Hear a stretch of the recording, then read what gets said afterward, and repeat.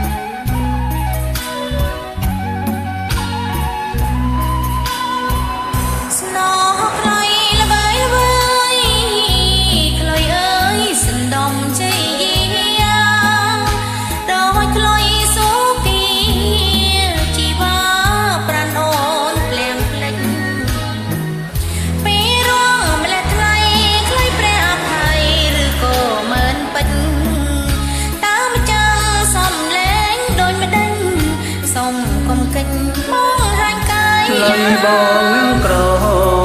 អង្វរលំលមរៀបត្រីលើដើមថ្នោតលៃសណ្ដំព្រៃភ្នំព្រឹងសាអរគុណណាស់អូនស្ងួនអើយស្ងួននួននាងកាំងរណាញ៉ាំទឹកថ្នោតទៅជីវ៉ាអែមពិសាណាស់ស្រីទឹកថ្នោតផ្អែមឆ្ងាញ់តែចាញ់ដល់បរោពីចាពីរួងឲ្យអនស្រណោះអាណៃអូនញ៉ាំទៅបៅអើយកុំព្រួយកុំភ័យថ្លៃបងបំពេចរណៃថ្លៃអើយថ្លៃក្បែរថ្នោតស្នេហាញ៉ាំទឹកថ្នោតបងស្នេហ៍ស្នងញ៉ាំមួយជីវិតថ្ងៃក្រោយក្បន់ចិត្តបងពិតជាខ្សែសង្ខារ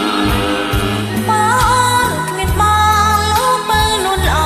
ក៏សូនជន់លមីណោតអើយសូមជួយកត់ត្រាខ្ញុំមរណាក្បែរអ្នក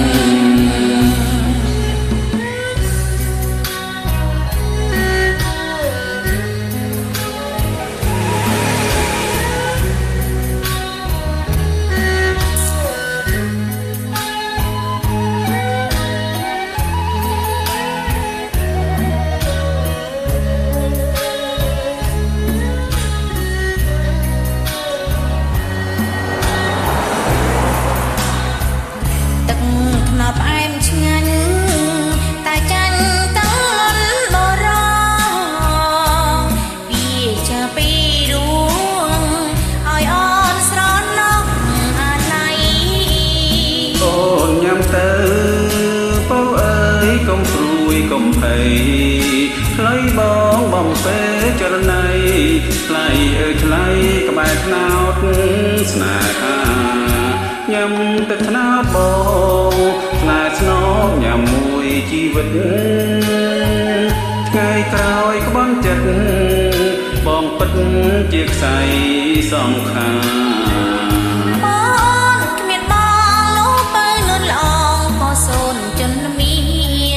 ណោតអើយសូមជួយកត់ត្រាខ្ញុំមរណា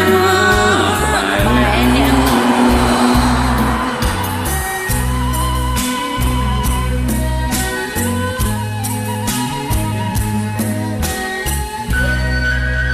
អរគុណច្រើនបាទសូមអរគុណ